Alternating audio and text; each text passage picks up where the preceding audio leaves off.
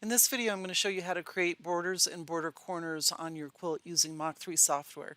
So you can start out a couple different ways. One is that you can create a push-pin boundary around your top border and start building it there, or you can go ahead and kind of build the whole quilt. And to do that, you might want to pull up your Z-square out of your pattern library, and you can size that to your quilt, to the space on the quilt that's inside the borders. We'll just kind of eyeball and play around with it here. And then copy that and do the measurements of the outside of the quilt beyond the borders. So either way, you can set up the pattern area to start placing the patterns. We'll go back to the one with the push-pin boundaries.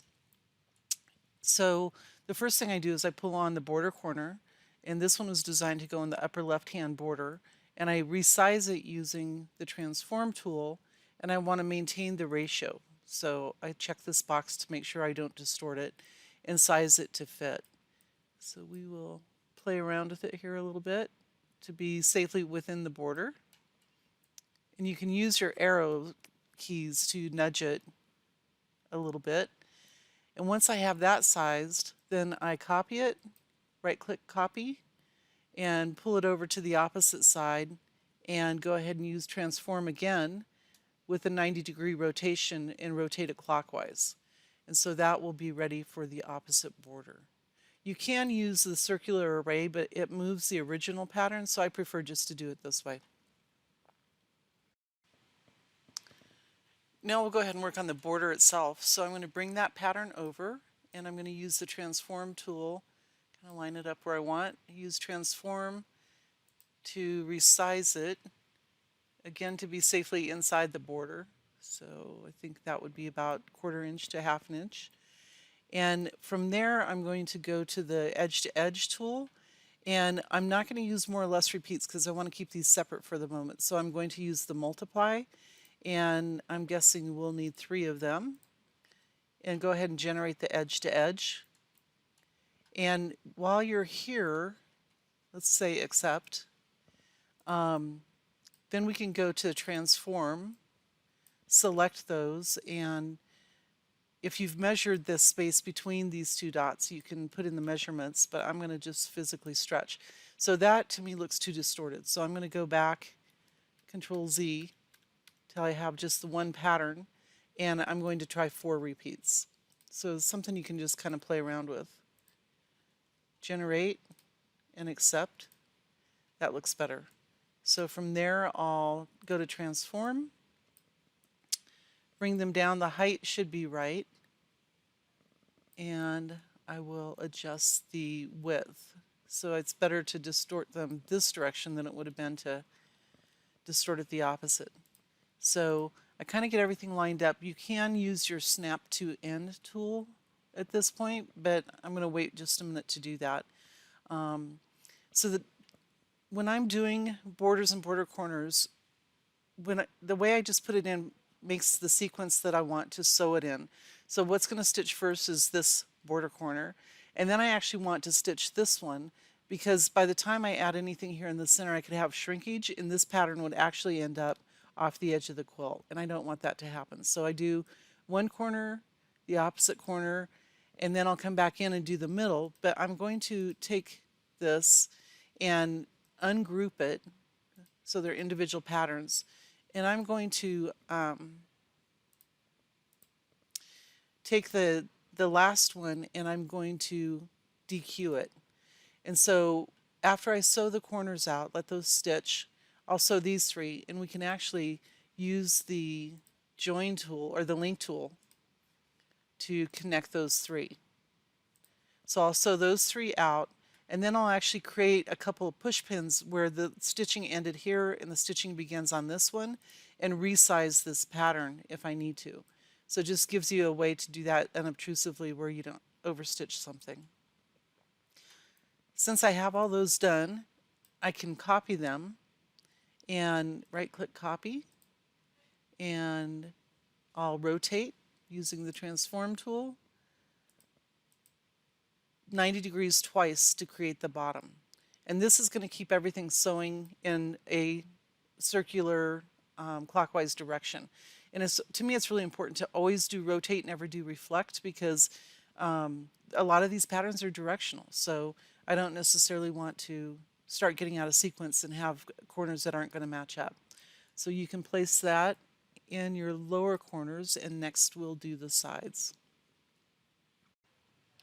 So now we're ready to place the patterns for the sides. I tend to turn the quilt, but in this instance we'll pretend like we're going to work down the sides as we finish the quilt. So I'm going to take this one that we DQ'd, that's still a single pattern, and look, and it's 3.506, and I'm going to copy and paste that. And I'm going to go ahead and cue it just to have it ready for putting in repeat.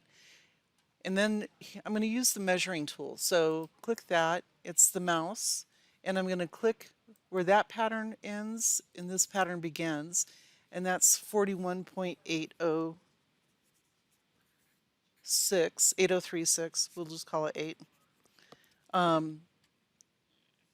And that will tell me how many repeats I need to make there. So I cancel out of that, go to a different tool to get out of that tool, and I'll go ahead and go back to my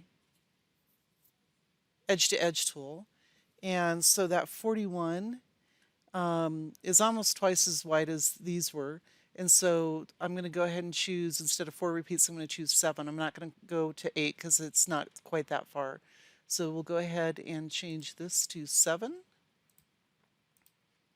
Generate edge to edge and accept. And they're up here in the top. I'll go ahead and scoot them down and go to transform. And the size height-wise is accurate, but I can go ahead and go in here and put in that 41.8 and have them resized to what we just measured.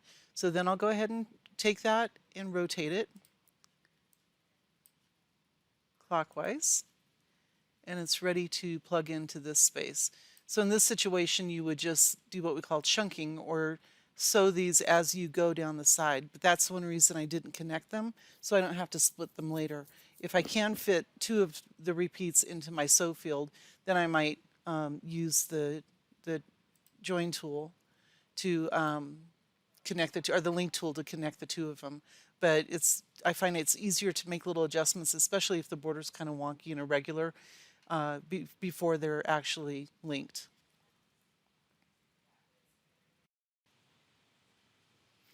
Now, as you're working down the quilt and you're moving the quilt, you can use your crosshairs to place it at the end of one pattern on the machine head, and then match the next pattern up to that using your screen. And so it's pretty easy to get it accurate as you work your way around the quilt. The bottom border is going to sew just the same sequence that we did the top border. It'll sew this corner first, then this corner because it's rotated, and then it will come in and sew these 3 repeats, and then you'll make your final adjustments in this last repeat.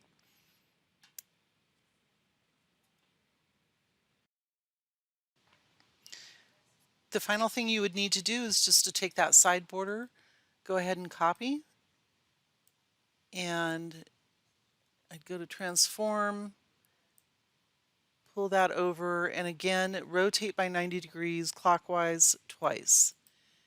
So it will actually start at the bottom. You could go ahead and come in, and when you're ready to sew one, I'm going to ungroup them a couple of times. If you wanted to have the stitching start, you're going to do both of these 2 side pieces. If you want the stitching to start here at the top, then just go ahead and reverse sew it, and it will put the start here, the end down here. So you could do that as you go down this border. I hope this was helpful. Make sure you contact us if you have any questions or any other suggestions. There's always a lot of different ways to do these, so I know that you might have some different ideas that might be more efficient, and we'd love to hear it. Thanks.